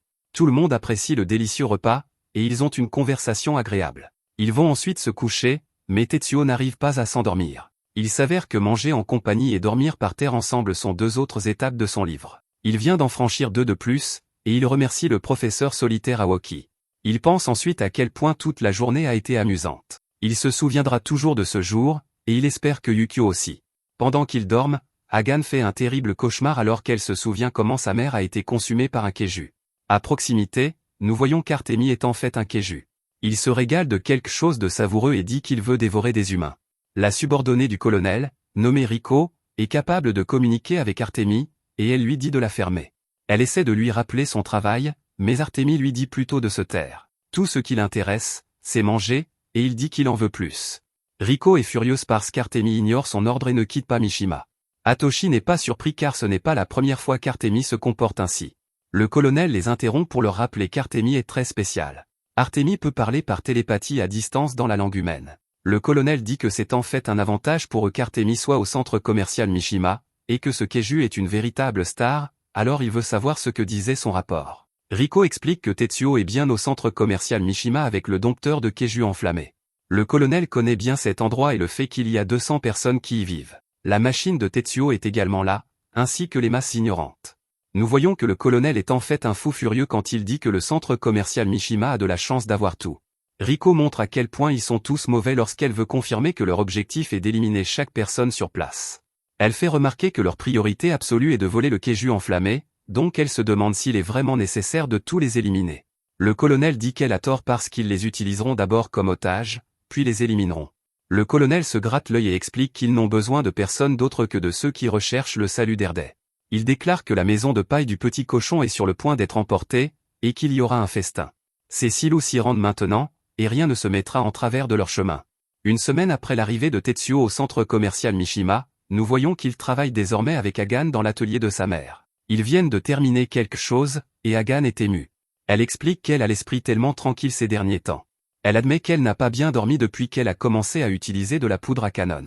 Elle est sûre que Tetsuo n'a pas été dérangé par cela, cependant, car il est habitué au danger et à la poudre à canon. Tetsuo ne peut que se demander pourquoi elle a commencé à construire quelque chose comme ça en premier lieu. Hagan ne répond pas, à la place, elle demande à Tetsuo de faire quelque chose d'un peu inhabituel. Elle lui demande de s'accroupir devant elle et explique que c'est une sorte de rituel. Quelqu'un a toujours fait cela pour elle, alors maintenant elle aimerait le faire à la place de cette personne. Hagan pose sa main sur sa tête et lui donne une petite tape douce. Elle dit « Bon travail ». Et après quelques instants, elle commence à se sentir étrange. Elle se dépêche de terminer et le remercie pour sa coopération. Tetsuo s'évanouit immédiatement à nouveau, et Hagan pense à quel point c'était bizarre. C'était toujours elle qui recevait des tapes, donc elle ne savait pas ce que cela ferait dans l'autre sens. Hagan se souvient des éloges de sa mère, et elle regarde ce qu'ils viennent de construire. Ce soir-là, la famille Takamura se réunit pour dîner ensemble. Hagan pense qu'il s'est écoulé 45 jours depuis la mort de sa mère. Pour une raison quelconque, cela ne lui semble pas du tout étrange que Tetsuo soit assis à la place de sa mère. On a même l'impression qu'il y a eu une époque où ils étaient 5 dans la famille. Malheureusement, ses bonnes pensées en amènent de plus sombres. Elle imagine à quel point sa mère a dû être terrifiée dans ces derniers instants. Elle pense aussi au bruit de sa mère dévorée par un Keiju et dit qu'elle peut encore l'entendre même maintenant. Plus tard dans la nuit, Tetsuo se réveille pour aller aux toilettes et trouve une lettre sur lui. Celle-ci vient de Hagan, qui le remercie de l'avoir aidé. Elle révèle dans la lettre que la vie de sa mère a été prise par un Keiju qui l'a dévorée. Tetsuo est choqué d'apprendre cela, et nous voyons que Hagan est sortie toute seule. Il fait glacial, et elle a le sentiment de faire quelque chose d'incroyablement stupide. Elle est toute seule parce qu'elle est sûre que quiconque à qui elle en parlerait essaierait de l'en empêcher. Elle a le sentiment que quelque chose de terrible va lui arriver à cause de sa malchance, et un Keiju géant apparaît. Ce Keiju est Artemi, et il sent une odeur familière. Artemi était celui qui a dévoré la mère de Hagan, et il était sur le point de la dévorer aussi. La seule raison pour laquelle il n'a pas pu dévorer Hagan, c'est que le Keju enflammé est arrivé pour l'arrêter. Il n'a pas pu la dévorer ce jour-là, mais il ne laissera pas cela se reproduire. Pendant ce temps, Hagan pense à la façon dont la vie de sa mère a été terminée par ce Keju. C'est pourquoi elle revient sur tout ce qu'elle a dit à propos de sa malchance. Elle décide que la chance est de son côté car elle peut maintenant se venger du Keju qui a tué sa maman. Hagan dit à sa mère de regarder, et Artemis l'attaque. À sa grande surprise, Hagan esquive son attaque, et il se demande si elle est vraiment humaine. Il s'avère que Hagan a activé les bottes qu'elle venait de finir de construire. Elle les appelle les bottes de l'outre anti-Keju Erde. C'est une spécialité de l'atelier Takamura, et elle prévoit de les utiliser contre le Keju. Elle explique qu'elle a travaillé avec Tetsuo pour modifier l'équipement de combat rapproché de jour pour une utilisation sur la neige. Le terrifiant Keju se dirige vers elle, mais Hagan se rappelle qu'elle peut se battre maintenant. Un retour en arrière montre que Tetsuo était inquiet car les bottes étaient conçues pour une évacuation d'urgence. Si l'ennemi est sérieux, elle ne pourra pas l'esquiver aussi facilement. Hagan s'en moque car son vrai plan était de toute façon d'attaquer. Elle sort l'arme géante qu'elle a créée, mais Artemis n'est pas impressionné. Il traite Hagan d'idiote, et dit qu'elle ne pourrait jamais mettre fin à sa vie avec une arme pareille. Il continue sa charge, et il est content de pouvoir enfin manger un peu plus de viande. Un autre retour en arrière montre Tetsuo apprenant à Hagan à propos des Keju. Il a expliqué qu'il résiste à la chaleur et qu'il récupère rapidement. Même si Hagan parvenait à en blesser un en frappant son appareil dans sa bouche, cela ne serait pas mortel. Hagan a surpris Tetsuo en disant que cela lui convenait. Le Keju n'aurait pas à mourir car ce n'était pas son but. De retour au présent, Hagan tire avec son arme, et elle pense à sa mère. Elle lui dit de regarder une fois de plus car si cela fonctionne, elle aimerait être à nouveau félicitée. L'arme de Hagan explose dans la bouche du Keju, et il ressent une douleur intense. Sa bouche et sa gorge sont maintenant couvertes de lame, et la douleur est atroce. Hagan explique que le projectile explose par étapes en se propulsant vers l'avant. En même temps, une tonne de pointes barbelées sont libérées, s'enfonçant profondément dans la bouche et la gorge du Keju. Désormais, même la moindre vibration des cordes vocales du Keju déclenchera une douleur intense. Le Keju hurle de douleur, ce qui ne fait qu'augmenter la douleur. Hagan est incroyablement satisfaite car elle déclare que ce Keju ne pourra plus jamais manger. C'était son objectif depuis le début, et il est enfin atteint. Hagan s'effondre et dit que sa mère lui manque. Elle sait ce qui va arriver, et elle sanglote en pensant à sa mère. Le Keju s'avance pour mettre fin à ses jours, mais Tetsuo surgit de nulle part pour la sauver. Il lui tranche un bras, et il est juste content d'être arrivé à temps avec Yukio. Yukio dit au Keju de dégager de sa vue sinon ils finiront le travail. Artemis ne perd pas de temps et s'enfuit pour sauver sa vie. Tetsuo se précipite vers Hagan, mais il trébuche et tombe sur elle. Les deux commencent à paniquer, mais Tetsuo se ressaisit rapidement. Il dit à Hagan qu'elle a fait du bon travail, et elle se met à sangloter de façon incontrôlable. Juste alors, Yukio remarque que du brouillard s'approche, et il réalise quelque chose de terrible. Il dit à Tetsuo de rentrer d'urgence. Il n'est pas sûr de ce que c'est, mais il a un très mauvais pressentiment. À 5 km de là, nous voyons que le colonel s'approche rapidement. Il sait qu'Artemis a été vaincu, mais il dit que ce ne sera pas un problème. Il annonce qu'ils sont en bonne position, et nous voyons qu'ils ont plusieurs monstres avec eux. Un de ses subordonnés dit au Keju nommé Haro de tirer, et celui-ci lance quelque chose. Au centre commercial, nous voyons que tout le monde profite joyeusement de sa vie. Ao a encore échappé à la punition, et Furumaki ne peut que se demander comment elle fait. Malheureusement, nous voyons que Yukio a été frappé par une attaque, et il explose. Nous revenons ensuite 19 ans en arrière, en 2025. Lorsque le Keju intergalactique a envahi la Terre pour la première fois, RD a été formé pour riposter, et un homme nommé Sagami a décidé de s'engager. D'emblée, il devient clair que Sagami est exceptionnellement doué. Il réussit très bien son test de tir, et l'instructeur dit que peu de gens pourraient obtenir un taux de réussite de 70% à cette distance. Ses compagnons soldats sont incomplets, toutes ses capacités, et l'un d'eux dit qu'avoir un gars comme lui dans les parages donne une mauvaise image à tous les autres. Grâce à ses dons naturels et à sa diligence implacable, Sagami n'a pas tardé à devenir une force avec laquelle il fallait compter au sein des rangs d'Erde. Il s'est distingué au combat, et son ascension au sein de l'organisation s'est poursuivie à un rythme constant. Une nuit, Sagami a dit aux autres soldats qu'ils devaient achever un Keju dans cette zone. Quoi qu'il arrive, ils ne peuvent pas le laisser entrer dans la ville car ce serait un cauchemar. Le Keju part dans un délire absolu, et plusieurs soldats courent pour sauver leur vie. Sagami reste en arrière, et il abat le Keju d'un seul coup avec un énorme canon. Les survivants l'acclament et appellent Sagami leur sauveur. Ils scandent « Sauveur » encore, et Sagami boit tout cela. Sagami continue avec sa diligence inégalée, et il gagne de nombreuses batailles à lui seul. Il se démarque parmi tous les autres soldats, et son ascension dans la hiérarchie ne fait que continuer. Ses camarades ont même commencé à lui dire qu'il allait vraiment accomplir quelque chose que personne n'aurait jamais pu imaginer. Il disait qu'il serait le sauveur de l'humanité, et Sagami commençait à aimer beaucoup la façon dont cela sonnait. Puis un jour, la nouvelle est tombée à propos d'un garçon de 9 ans nommé Tetsuo qui pilotait un robot. Tetsuo était un parfait inconnu, mais il a vaincu un Keiju à lui seul. Les gens sur les réseaux sociaux ont commencé à appeler Tetsuo un sauveur, et il était clair que Sagami n'aimait pas ça. Plus tard, un soldat était furieux quand il a appris qu'Erde réduisait ses troupes en réponse à cela.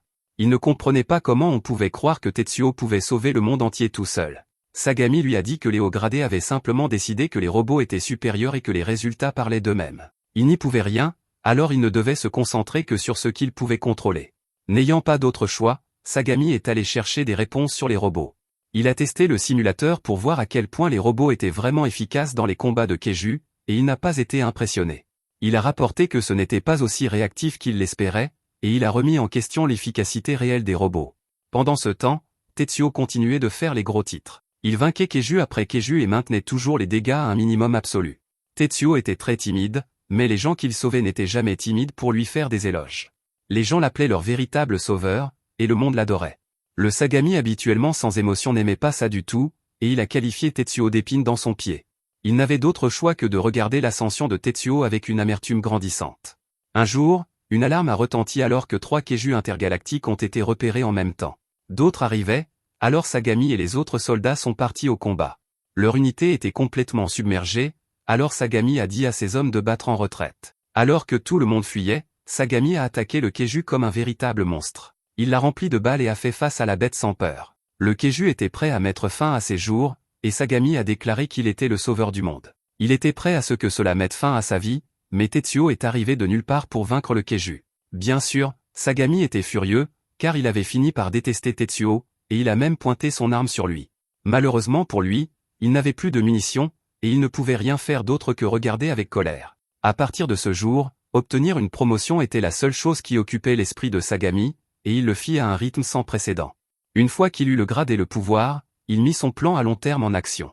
Il se présenta devant la direction d'Erde et déclara qu'il était imprudent et même insensé de placer tout le sort de l'humanité entre les mains de Tetsuo. Il fit valoir qu'il ne devait pas y avoir qu'un seul sauveur. Avec des enfants vraiment doués et lui-même comme instructeur capitaine, il pourrait surpasser complètement Tetsuo. Il promit que c'était une vraie façon de sauver le monde, et la foule l'acclama. En 2030, la vision de Sagami devint réalité. Afin de produire la prochaine génération de sauveurs pour suivre les traces de Tetsuo, une équipe composée d'enfants fut formée sous la bannière d'Erde. Sagami dit à ses enfants qu'ils devaient remplacer Tetsuo, sauver le monde et être connus du public comme les sauveurs. Ce groupe finit par être connu sous le nom de VRD. Puis vint 2034 et le grand gel. En 2035, la bataille finale menée par Tetsuo et RD se solda par un échec, et le nom VRD s'effaça de la mémoire. Le grand plan de Sagami semblait avoir complètement échoué. Cependant, lui et ses enfants survécurent aux conditions brutales et en ressortirent encore plus forts. Après encore plus de temps, la nouvelle parvint à Sagami que Tetsuo était revenu de l'espace. Il marmonna pour lui-même que Tetsuo était vraiment une nuisance qui ne pouvait pas être achevée, même au bord de l'univers. Il déclara que VRD s'emparait à la fois du Keiju enflammé du centre commercial Mishima et de la nouvelle machine de Tetsuo. Pour lui, il n'y avait pas besoin d'autre sauveur que VRD. De retour au présent, Yukio dit à Tetsuo de rentrer parce qu'il a un très mauvais pressentiment. Le subordonné de Sagami tire avec l'arme de son Keiju, et l'attaque envoie un projectile droit vers Yukio. L'attaque frappe, et Yukio subit des dégâts dévastateurs. Tetsuo est horrifié et se précipite aux côtés de Yukio. Sagami et son groupe célèbrent alors que l'un d'eux dit que le coup l'a complètement touché. Sagami déclare alors que la chance est totalement de leur côté maintenant. Avec Tetsuo éloigné du centre commercial et Yukio maintenant brisé, le centre commercial Mishima a perdu son arme la plus puissante. Cependant, un membre du groupe nommé Yuma n'a pas l'air heureux. Le colonel reconnaît que son Keiju déchaîné tout seul ne faisait pas partie du plan. Cependant, cela a réussi à attirer Tetsuo dehors, alors le colonel dit à Yuma, « Bien joué ». Yuma dit qu'elle ne peut pas se sentir bien à ce sujet parce qu'Artemis a perdu la vie dans le processus. Elle n'a plus de Keiju maintenant, ce qui signifie qu'elle ne peut plus être utile au colonel. Sagami lui dit de ne pas s'inquiéter car elle peut simplement regarder derrière lui. Sagami le dit avec son charme de fou, et Yuma boit ses paroles. Il réaffirme qu'ils sont VRD, et la flamme du salut est déjà allumée. Quant à Tetsuo, Sagami déclare qu'il mettra personnellement fin à ses jours. L'équipe acclame, et Sagami plaisante sur la façon dont Tetsuo est probablement en train de pleurer sur son robot brisé en ce moment. À la manière d'un fou, il imite aussi ce à quoi Tetsuo doit ressembler. Malheureusement pour lui, il a très tort. Tetsuo et Yukio sortent de nulle part et coupent le bois du Keiju-ren. Ils infligent d'énormes dégâts, et Sagami n'arrive pas à croire qu'ils aient déjà récupéré. Yukio est également surpris alors qu'il remarque les 3 personnes sur le Keiju. Il décide qu'il doit éviter de blesser les humains tout en mettant fin à la vie du Keiju. Il n'a qu'une seule épée, mais il utilise quand même son attaque du style à 6 épées. Le colonel réalise ce qui se passe et dit à Otoshi d'envoyer les autres membres de VRD vers leur propre Keiju. Tetsuo porte une attaque immense, mais il est choqué quand elle manque sa cible. L'un des Keiju a utilisé sa capacité, et toute l'équipe VRD a disparu en un instant. Tetsuo est sans voix parce que cela devrait être impossible. Il a dit le mot « impossible » plusieurs fois depuis son retour, mais la téléportation, c'est trop. Yukio est également stupéfait et tout aussi impressionné par cette téléportation. Sagami reconnaît une voix sortant de ce robot, et il réalise quelque chose.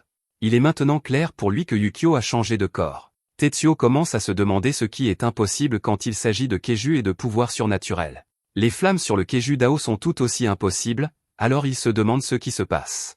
Sagami reconnaît que ce dont leurs Keiju sont capables a fait tourner la tête de Tetsuo. Il explique que certaines personnes croient que les humains n'utilisent que 10% ou moins du potentiel total de leur cerveau. Si quelqu'un pouvait libérer les 90% restants, il pourrait théoriquement accéder à ce qu'il appelle des pouvoirs hyperphysiques, comme la téléportation et la pyrokinésie. Cependant, Sagami déclare que tout cela n'est que des bêtises. Il utilise l'analogie du passage d'un aspirateur à un ordinateur ultra performant, et il se demande si cela lui donnerait soudainement les fonctions d'un micro-ondes. Bien sûr, la réponse est non. Vous pouvez libérer tout le potentiel du logiciel, mais le matériel a toujours ses limites. Un corps humain ordinaire ne peut tout simplement pas produire de feu ou se téléporter, aussi puissant que soit le cerveau qui le contrôle. Même un cerveau avec de la capacité à revendre ne peut jamais utiliser de pouvoir surnaturel s'il est coincé dans un corps ordinaire. Il demande ensuite à Tetsuo de considérer ce qui se passe quand un corps de Keiju qui peut changer de forme dans n'importe quel environnement se connecte à un cerveau humain qui a un potentiel latent inexploité. Avec les instincts du Keiju et sa nature de prédateur naturel, il accéderait à des pouvoirs surnaturels. Il explique qu'il serait capable de tout, et Tetsuo commence à assembler les pièces. Il regarde autour de lui tous ces Keiju spéciaux et détermine que chacun d'eux utilise également des pouvoirs inconnus. Yukio est également choqué alors qu'il réalise quelle est la véritable relation entre les dresseurs de Keiju et leurs Keiju. Le colonel confirme que les humains qui contrôlent les Keiju sont essentiellement des cerveaux à distance qui libèrent tout le potentiel du matériel du Keiju. En termes simples, les Keiju évoluent grâce aux humains qui les contrôlent. Tetsuo est secoué par tout cela, et nos héros remarquent qu'ils sont encerclés. Hagan veut savoir qui sont ces gens et pourquoi ils font cela à d'autres humains. Leur colonel ne répond pas, et ses subordonnés se contentent de rire. Hagan réalise alors que leur identité n'a pas d'importance pour l'instant. Ce qui compte, c'est que leurs vies sont en danger et que Yukio a déjà perdu la moitié de son corps. Ils font face à 5 Keiju et 5 humains qui sont tous des dresseurs de Keiju comme Ao. Ils sont dans une position très désavantageuse, et la situation est presque trop difficile à traiter. De retour au centre commercial, Ao s'amuse alors qu'elle tourne sur une chaise, et ses amis lui disent de se mettre au sérieux. Juste à ce moment, Ao remarque quelque chose d'étrange en regardant le ciel nocturne. De retour avec nos héros, Sagami parle à son moi intérieur. Il se dit que son VRD ne perdra pas, surtout pas contre Tetsuo. Il jure de mettre fin au jour de Tetsuo de ses propres mains, et il décide de changer son plan. Au lieu de se rendre d'abord à Mishima, ils mettront tout en œuvre pour éliminer Tetsuo immédiatement. Hagan se demande ce qu'ils vont faire, et elle voit que Tetsuo est devenu complètement silencieux. La situation est apparemment désespérée, mais Tetsuo fait toujours la seule chose qu'il sait, il se positionne et se prépare au combat. Le moindre mouvement de la main de Tetsuo alors qu'il reprend le contrôle de Yukio envoie des frissons dans le dos de Sagami. Il dit à Otoshi d'envoyer quelque chose à chacun des autres dresseurs de Keiju parce que c'est un code orange. Otoshi est choqué car cela n'arrive jamais, mais Sagami lui dit de le faire. Otoshi utilise la capacité de son Keiju et envoie des cartes oranges aux autres membres de VRD. L'un d'eux est surpris car il sent qu'il peut éliminer le robot lui-même. C'est une cible facile, et il se demande si un code orange est vraiment nécessaire. Pendant ce temps, Tetsuo a déjà décidé qu'il n'était pas nécessaire de réfléchir dans cette situation. Les dresseurs de Keiju disent à leur Keiju d'avancer. Tetsuo se prépare pour le combat de sa vie, mais il est surpris quand l'ennemi passe juste à côté de lui. Ils placent leur mission avant tout et battent en retraite. Et comme ça, toute l'équipe VRD disparaît sauf un. Le colonel fait remarquer qu'ils auraient gagné, mais au prix de la perte d'au moins 3 de leurs Keiju. Sagami est aussi calculateur que jamais, et il déclare qu'il ne commet jamais d'erreur. Il se demande si Tetsuo sait où se dirige sa horde de Keiju, et nos héros sont horrifiés quand ils réalisent la réponse. Sagami révèle qu'il se dirige tout droit vers le centre commercial Mishima avec un temps d'arrivée estimé à 4 ou 5 minutes. Il souligne que c'est aussi la limite de temps de Tetsuo. Tetsuo réalise qu'il doit vaincre les ennemis restants et rattraper la horde de Keiju avant qu'elle n'atteigne le centre commercial. S'il ne le fait pas, alors tous ceux qui se trouvent à l'intérieur seront anéantis.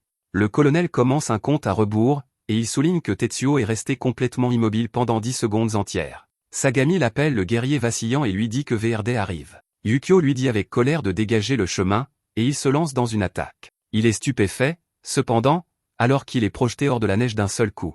Une bête terrifiante les attaque, et nos héros sont choqués.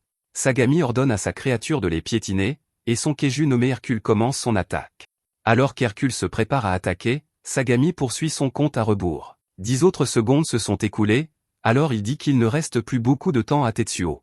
Yukio rappelle avec désespoir à Tetsuo qu'ils doivent éliminer cet ennemi et poursuivre la horde de Keiju avant qu'elle n'atteigne le centre commercial Mishima.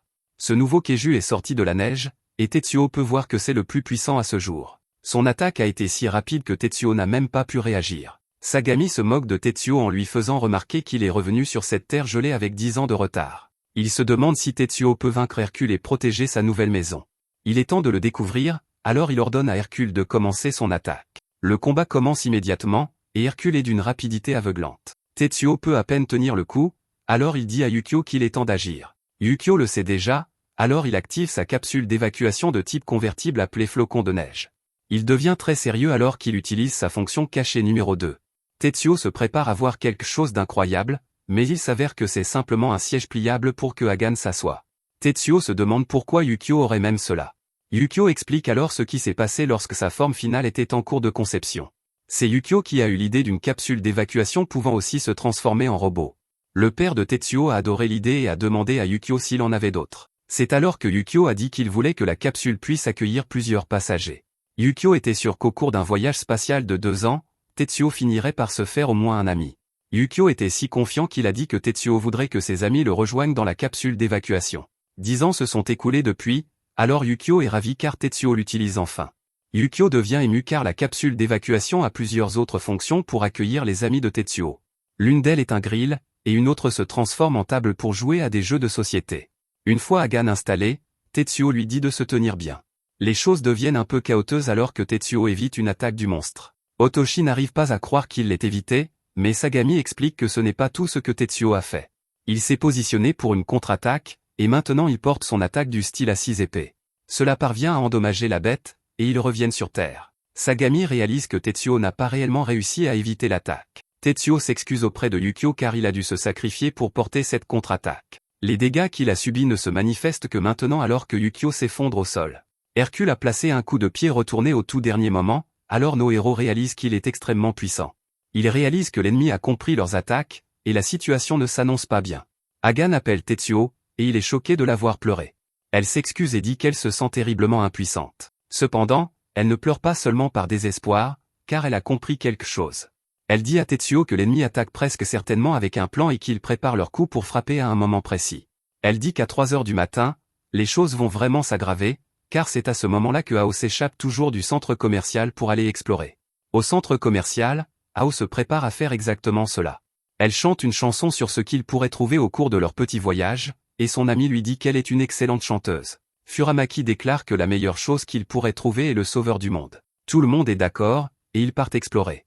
Hagan explique à Tetsuo que Ao quitte toujours le centre commercial vers la même heure. Sans Ao pour donner des ordres, Lando continuera simplement de dormir, quoi qu'il arrive. Même si l'ennemi attaque directement, le Keiju enterré sous le centre commercial ne réagira pas. Cette information est dévastatrice car il détermine qu'ils n'arriveront pas à temps. Tetsuo assimile tout cela tandis que le compte à rebours continue. Il sait qu'ils sont surpassés, et il sait qu'ils ne peuvent pas vaincre ces Keiju assez rapidement. Il réfléchit intensément à ce que l'ennemi veut, aux vulnérabilités du centre commercial Mishima, à ce qui leur manque et à comment y remédier. Tetsuo se rappelle alors que les batailles reposent sur la stratégie. Il conclut que pour qu'il gagne, cette bataille ne peut pas consister à vaincre l'ennemi. Au lieu de cela, il faut qu'il défende tout le monde. Il ne dispose pas de suffisamment d'informations pour bien faire cela, mais malgré tout, il déclare qu'ils doivent utiliser toutes les ressources dont ils disposent. Tetsuo prend alors une décision qui surprend même Yukio. Il dit à Yukio d'activer les haut-parleurs car il veut essayer de parler directement au colonel. Il veut lui demander ce qu'il veut et pourquoi il a besoin de les attaquer. Yukio est stupéfait car l'ancien Tetsuo n'aurait jamais envisagé de faire une chose pareille. Tetsuo a toujours évité de communiquer, mais maintenant il va l'utiliser pour résoudre un problème. Yukio réfléchit à tout ce que Tetsuo a changé depuis son arrivée au centre commercial Mishima. En enlevant la barrière autour de son cœur et en adoptant une attitude positive envers les rencontres, Tetsuo a développé quelque chose qu'il n'avait jamais eu auparavant, la capacité de ne pas craindre les autres. C'est un grand pas pour Tetsuo, alors Yukio ne peut s'empêcher d'être ému. Tetsuo dit que s'il peut découvrir ce que le colonel a en tête, alors il pourra peut-être trouver un moyen de gagner. Yukio est très fier de lui car, pour la première fois sur cette terre gelée, Tetsuo a acquis le courage d'avancer. Le colonel poursuit son compte à rebours et révèle que 2 minutes se sont déjà écoulées. Juste alors, il remarque que Yukio affiche la lettre T. Il se demande si cela signifie « Trusé Time ». Tetsuo prend alors un moment et rassemble tout son courage. Il repense à toutes ses tentatives ratées de communication, à tous les moments gênants et aux mots mal choisis, à chaque fois qu'il a dit « Awa » au lieu de « Bonjour » et lâché « Meilleur faire » au lieu de « Bonne chance ». Yukio regarde et l'encourage encore et encore. Finalement, Tetsuo parle directement au colonel et lui demande pourquoi il ferait une chose pareille. Tout le monde devient complètement silencieux, choqué. Yukio brise le silence pour exprimer à quel point c'était incroyable. Tetsuo s'est même surpris lui-même, mais il fait remarquer qu'ils doivent encore entendre la réponse à sa question. Le colonel rit et dit qu'il sera heureux de répondre. Il révèle que la raison pour laquelle VRD fait tout cela est de sauver le monde. Il explique que la variante humanoïde qui a causé le grand gel se trouve toujours à Tokyo, et VRD entend être celui qui l'abattra. Pour atteindre cet objectif, ils ont décidé d'emprunter le keiju enflammé du centre commercial Mishima. Tetsuo a une idée, mais Yukio se demande s'il ne fait pas une erreur. C'est sa première fois qu'ils communiquent, et les enjeux sont très élevés. Tetsuo suggère immédiatement que si tel est leur objectif, alors ils pourraient plutôt collaborer. Tout le monde est surpris alors que le colonel semble réellement considérer la chose un instant. Pendant qu'il y pense, Yukio se demande s'il a fait quelque chose de mal. Les choses pourraient mal tourner parce qu'il vient de permettre à Tetsuo de communiquer avec l'ennemi. Le colonel montre à nouveau son côté fou alors qu'il perd le contrôle de ses émotions. Il dit qu'il est complètement injuste que Tetsuo continue d'accaparer l'attention alors qu'il est si inadéquat. Il dit qu'il ne se passe pas un jour sans qu'il prie pour l'échec de Tetsuo. Il déclare que Tetsuo est toujours sur son chemin, et il veut que sa vie prenne fin. Leur communication se termine, et Tetsuo reste sous le choc. Il s'assied dans l'obscurité et pense à pourquoi il a construit cette barrière autour de son cœur en premier lieu. Le colonel claque à nouveau des doigts, alors Hercule continue son attaque. Il se précipite avec un coup puissant, et Yukio est repoussé. Hercule presse son assaut sans relâche, et nos héros luttent simplement pour survivre. Le réservoir de particules de Yukio est touché, et la situation devient vraiment désespérée. Tetsuo appelle Yukio, mais Hercule prépare déjà sa prochaine attaque. Tetsuo est alors horrifié quand Hercule tranche un autre morceau de Yukio. Yukio peut à peine parler alors qu'il dit à notre héros de ne pas pleurer, puis il s'effondre au sol. Il peut à peine bouger, mais le colonel n'a pas fini. Il dit à Hercule de continuer l'offensive et de ne jamais s'arrêter. Il veut qu'Hercule mette fin à la vie de Tetsuo, alors la bête se met à piétiner Yukio. Tetsuo s'effondre alors qu'il réalise qu'il a échoué. Les forces ennemies atteindront le centre commercial, et la vie de tous prendra fin. L'esprit de Tetsuo s'emballe encore plus alors qu'il n'arrête pas de penser à sa communication ratée avec le colonel. Il arrête rapidement cette façon de penser et se dit de s'envoler. Son seul objectif maintenant est d'atteindre le centre commercial Mishima aussi vite que possible. Ils doivent aller à vitesse maximale, alors Yukio active son augmentation. Ils filent aussi vite qu'ils le peuvent, et Yukio pense qu'ils doivent s'élever là où les attaques d'Hercule ne peuvent pas les atteindre. Malheureusement, Hercule les rattrape, et nos héros n'y croient pas. Cette bête a réagi incroyablement vite et a décollé exactement au même moment qu'eux. Elle a vu leur plan et l'a contré sans hésitation. Tetsuo se demande s'ils vont encore perdre, et il se demande s'il ne peut vraiment pas vaincre ce keiju. Son père lui a toujours dit qu'il était important parce qu'il a la capacité de tuer les keiju. C'est tout ce qu'il n'a jamais eu à offrir, mais en ce moment, il n'arrive même pas à faire cela. Sagami lui crie de mourir une fois de plus, et Hercule prépare son attaque finale. Yukio crie de frustration car il ne peut rien faire maintenant, alors il verrouille ses commandes. Yukio reprend le contrôle de lui-même juste assez longtemps pour placer une contre-attaque. Sagami est choqué, et Tetsuo n'arrive pas à croire qu'ils ont réellement porté une attaque. Yukio utilise une autre manœuvre qui lui vaut d'être touché, mais il parvient à s'échapper. Il s'enfuit pour l'instant, et Yukio s'excuse auprès de Tetsuo d'avoir pris le contrôle. Il lui rend le contrôle, et Tetsuo est le suivant à s'excuser. Il est dévasté parce que Yukio est tout abîmé, et il exprime sa honte. Il dit qu'un type comme lui n'avait pas le droit de s'emballer et d'essayer de communiquer. Il a pensé un instant qu'il avait grandi et qu'il pourrait peut-être s'en sortir. Il se traite d'idiot et dit qu'il avait tort. Tetsuo réalise maintenant qu'il a toujours été le même et qu'il n'a pas changé du tout.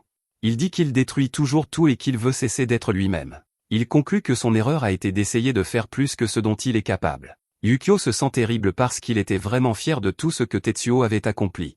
Il essaie désespérément de trouver les mots justes pour toucher Tetsuo, mais il a du mal. Yukio se blâme lui-même car son corps n'a pas les spécifications nécessaires pour vaincre Hercule. Ils doivent arriver rapidement au village, mais il ne peut même pas générer une vitesse correcte. Il dit que rien de tout cela n'est de la faute de Tetsuo car ce corps ne peut refléter ne serait-ce que 10% des compétences de Tetsuo. Yukio continue de chercher les mots justes, mais il ne les trouve pas. Il veut assurer à Tetsuo que tout ira bien parce qu'ils sont ensemble, mais il y a un problème à cela. Yukio a réalisé que c'est sa propre existence qui a poussé Tetsuo à la solitude. Il supplie que les mots justes sortent, mais rien ne se passe. Les gars sombrent dans le désespoir, mais ils sont choqués quand Hagan prend la main de Tetsuo. Elle fait de son mieux pour rester calme, mais son visage est couvert de larmes. Elle finit par craquer et dit que se faire attaquer était terrifiant. La pensée de sa vie prenant fin et de tout perdre était trop difficile à supporter. Elle se sent terrible pour Tetsuo car elle n'avait aucune idée que des pensées aussi effrayantes étaient toujours dans son esprit. Tetsuo a combattu des Keiju pendant presque toute sa vie, et elle se sent mal pour lui. Tetsuo est complètement sans mots car combattre des Keiju a été normal pour lui pendant si longtemps. Cependant, la main tremblante de Hagan lui rappelle que ses tentatives de vaincre les Keiju n'ont pas été vaines. Il est touché par la sympathie de Hagan, et les deux pleurent ensemble. Yukio s'approche pour joindre leurs mains, mais il retire la sienne. Au lieu de cela, il déclare qu'il va maintenant aller encore plus vite, et il s'envole. Il déclare qu'ils doivent absolument les rejoindre tous avant les Keiju. Juste alors, Yukio capte une transmission entrante inattendue. Après tout ce qui s'est passé, recevoir un signal quelconque est choquant. La civilisation était censée avoir été anéantie. Après un léger délai, Yukio reçoit un message codé du même expéditeur inconnu. Il le déchiffre et le lit à haute voix. Le message dit de rester à l'écart car les Keiju sont déjà arrivés. Tetsuo et Yukio sont stupéfaits, et ils ne peuvent que se demander qui sur Terre a envoyé ce message. Pendant ce temps, nous voyons que l'équipe de VRD est arrivée au centre commercial. C'est calme et paisible à l'intérieur car tout le monde dort, mais l'équipe n'apprécie pas leur désinvolture. Ils sont dégoûtés car ces gens sont simplement en train de dormir, totalement inconscients de la menace qui se rapproche d'eux. Le petit bonhomme jaune s'émerveille de la chaleur qu'il fait autour du centre commercial et de l'absence totale de glace à proximité. Il est ravi de constater que c'est le pouvoir du Keiju enflammé qui maintient tout en vie. Le gars nommé Tamaya se demande s'il n'y aurait pas une autre façon de gérer cela, quelque chose de plus pacifique, comme amener les pilotes à l'intérieur à s'allier avec eux. Akagi montre qu'elle est aussi folle que le colonel en rejetant cette idée. Elle déclare que cela ne fonctionnera pas car VRD doit devenir les seuls sauveurs. Elle rappelle aux autres que c'est le seul moyen de réaliser le rêve du colonel. Elle souligne que c'est ce pourquoi ils se sont tous engagés. Le petit bonhomme jaune fait remarquer honnêtement que le colonel leur a autorisé à éliminer quiconque refuse de se ranger du côté de VRD. Il parle exactement comme le colonel en disant que ces gens sont les masses ignorantes. Puis il dit qu'il ne sait même pas ce que « masse ignorante » signifie, ce qui agace Tamaya. Il revient à la mission et déclare que, pour être sûr, ils vont encercler ces gens de tous les côtés. Il dit au gars et à cette fille nommée Aris d'attendre son premier tir, puis de se diriger vers le sud. Tamaya annonce qu'ils vont détruire le village pendant que les pilotes ennemis sont absents et s'emparer de ce Keiju qui se trouve en dessous. Ils avancent, mais le petit bonhomme jaune se demande s'ils peuvent allumer la radio. Ils les ont éteintes par précaution, mais il dit qu'il est impossible que le village ait l'équipement pour les espionner. Tamaya le permet car, de toute façon, cet endroit n'est qu'une école, donc ils n'ont probablement pas beaucoup de technologie. Le petit bonhomme parle comme un idiot, alors Tamaya se demande quand tout le monde est tombé sous le charme du colonel. Aris fait remarquer que Tamaya n'est pas parfait non plus. Elle se moque de lui pour avoir essayé de trouver une solution plus pacifique, et elle dit qu'il devient mou. Elle se demande si cela lui rappelle quand ils étaient enfants, avant d'entrer à RD. Tamaya dit qu'il ne se souvient de rien de tout cela, et tout ce qu'il sait, c'est qu'il a toujours été sérieux quant à devenir un sauveur. Il marque une pause en pensant à comment la Terre a gelé, puis il admet que, du moins, il croyait que c'était ce qu'il voulait. L'attaque commence alors que Tamaya ordonne à Aris d'utiliser sa capacité appelée « posture de prédation ». Ces bois s'allongent énormément dans toutes les directions, et ils ont même des monstres aux extrémités. Nous apprenons qu'Aris excelle dans le bombardement, elle tire des missiles de formes diverses avec une précision inégalée. Elle produit un large éventail de projectiles adaptés à la situation et les tire. Tamaya ordonne à Aris d'utiliser ses grenades et sa puissance de feu maximale. Il veut que les villageois se sentent si désespérés qu'ils n'auront pas la volonté de contre-attaquer. Tamaya déclare qu'une fois que les survivants commenceront à se rendre, tout se passera sans accroc. Enfin, il dit à Aris de tirer, et elle lance ses missiles. Les innombrables missiles frappent le village, provoquant des explosions partout. Quand la poussière retombe, toute l'équipe est choquée de voir que le village était protégé par un bouclier. Tamaya réalise seulement maintenant que ce n'est pas une école ordinaire. Aris a dit qu'ils ne sont pas la masse impuissante qu'il pensait, qui survivrait à peine grâce au pouvoir d'un Keiju. Nous voyons que l'école modifiée a été activée, et le bouclier anti-Keiju est pleinement opérationnel. À l'intérieur de l'école, on dit à la chef que le bouclier anti-Keiju fonctionne comme prévu. Elle appelle cela un gaspillage d'énergie, mais on lui rappelle qu'ils ne peuvent pas se permettre de s'inquiéter de cela pour l'instant. Pendant ce temps, Takemura est soulagé de voir que son appel à Tetsuo est enfin passé. La chef devient très sérieuse et déclare qu'il est temps pour eux de contre-attaquer. Dehors, Tamaya est toujours surpris de voir qu'ils ont un bouclier assez puissant pour bloquer le bombardement d'Aris. Le petit bonhomme jaune fait remarquer qu'un bouclier est une arme militaire, donc on ne comprend pas pourquoi une école en aurait un. Aris traite Makoto d'idiot et dit que la réponse est simple, quelqu'un a équipé l'école de technologie avancée. Quelqu'un a fait en sorte que le village soit prêt pour un combat de Keiju. D'après ce qu'il peut voir, cette personne planifie cela depuis des lustres. Aris pensait qu'ils allaient anéantir des civils endormis, mais un combat à mort est encore mieux. Il est sûr qu'ils seront des adversaires formidables, et Tamaya est d'accord avec lui. Sa supposition s'avère juste alors que l'école révèle qu'elle a ses propres missiles. Des tourelles et des lance-missiles apparaissent partout, et on dit à la chef qu'ils sont prêts à tirer. La chef dit qu'elle ne les traiterait pas comme des poids-plumes si elle était l'ennemi. Elle donne le signal de tirer, et leur contre-attaque commence. Les missiles volent droit vers les attaquants, mais Tamaya se sent insulté. Il se demande qui il se croit, et il utilise son missile multiple Love Bazooka. Les bois de son Keiju se brisent en centaines de projectiles, et il contre chaque missile. Tous les missiles du village ont été abattus, mais la chef dit simplement qu'ils vont continuer. Dehors, Aris s'amuse beaucoup car le centre commercial Mishima oppose une bonne résistance. Il dit à son Keiju d'attaquer, donc il se met à frapper le bouclier. Un des opérateurs panique car le bouclier est littéralement martelé. La chef lui rappelle de rester concentré et de continuer à riposter. Des tirs de tourelles et des missiles sont envoyés, mais Aris les esquive tous. Il dit aux villageois de profiter car, une fois qu'ils n'auront plus de bouclier ni de missiles, ils perdront tous la vie. Il est sûr qu'ils ne tiendront pas beaucoup plus longtemps, et il est ravi de devoir autant esquiver. Tamaya abat tous les missiles qui poursuivent Aris, et il dit qu'il s'amuse trop. Aris le traite d'idiot car ils vont gagner ce combat facilement. Pendant ce temps, Akaji et son Keiju sortent du sol, et Makoto et son Keiju sortent de sa coquille. Ils se défendaient contre l'attaque du village, mais la chef n'a pas encore fini. Elle dit, concentrez-vous à nouveau, et ordonne à ses hommes de tirer. Pendant ce temps, nous voyons que le colonel et le reste de son équipe approchent rapidement. Hatoshi explique qu'une fois qu'ils auront franchi la montagne devant eux, ils atteindront le centre commercial Mishima.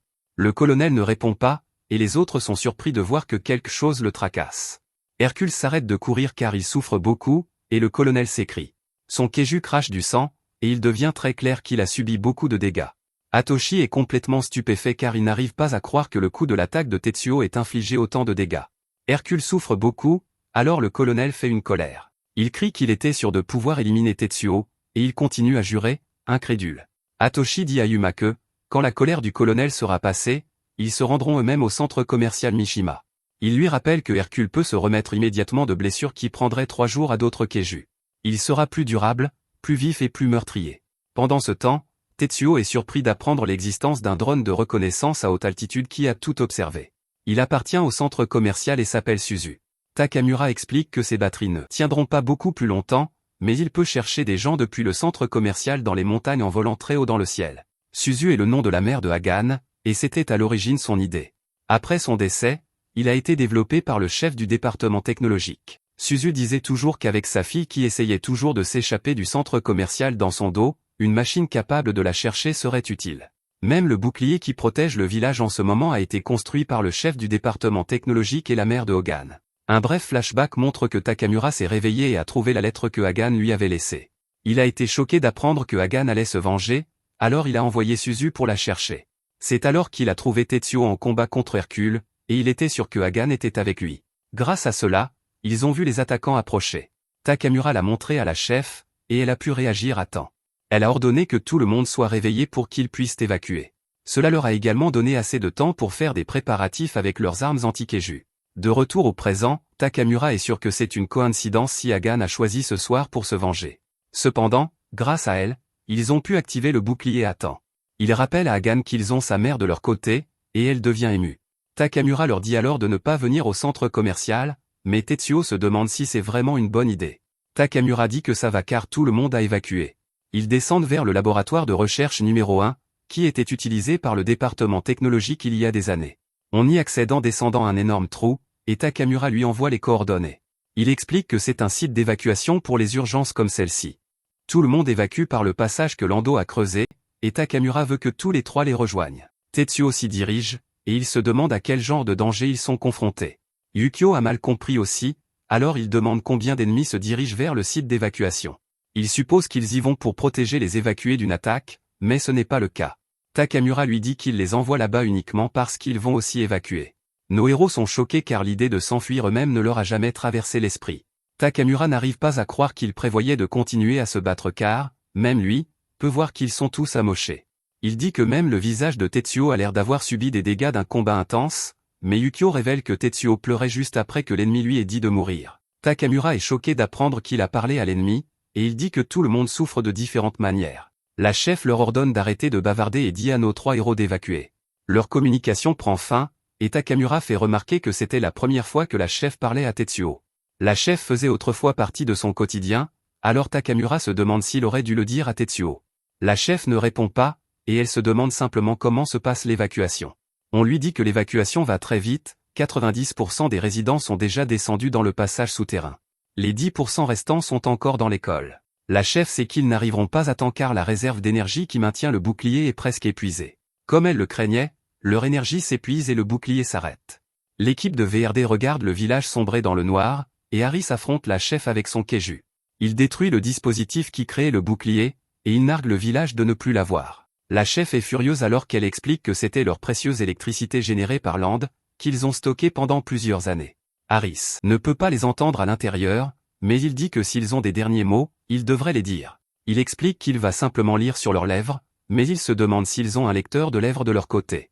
La chef reçoit le message, alors elle rend la tâche très facile pour qu'il lise sur ses lèvres. Elle déclare qu'elle n'a rien à dire, et elle l'appelle d'un très gros mot.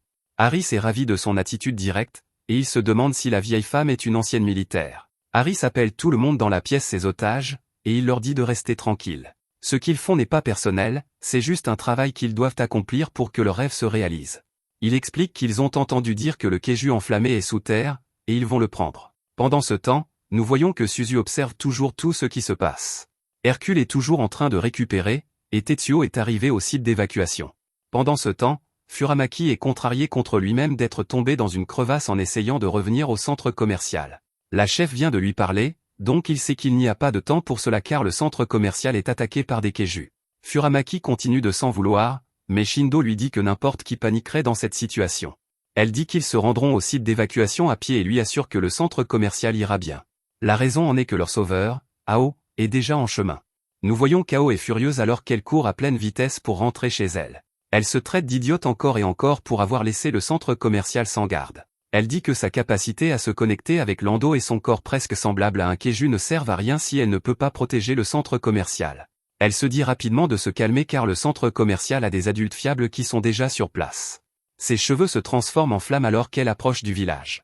Elle arrive à porter et crie pour que Lando se réveille. L'équipe de VRD est choquée de la voir apparaître, et il remarque ses cheveux blancs. Harris se demande si elle est bien celle qu'il pense, et il aura bientôt sa réponse. Lando entend un cri et se réveille de son sommeil. Akagi sent qu'il devient chaud sous terre, et une flamme géante jaillit à la surface. La lumière de la flamme est aveuglante, et la chaleur est torride. Harris ne peut s'empêcher d'être submergé, et il n'a pas de mots pour décrire ce qu'il voit. Ao déclare qu'ils ont travaillé très dur pour construire la paix dans ce centre commercial, et elle est furieuse que les attaquants essaient de lui faire du mal. Elle dit que ce n'est pas le moment pour les humains de se battre entre eux, et elle libère une énorme quantité de puissance. Elle crie le nom de Lando, et il commence son attaque. Harris dit qu'ils ne peuvent pas l'attaquer parce qu'il a des otages, mais il est choqué de voir qu'ils ont disparu. Il se réconforte néanmoins du fait qu'ils sont 3 contre 1.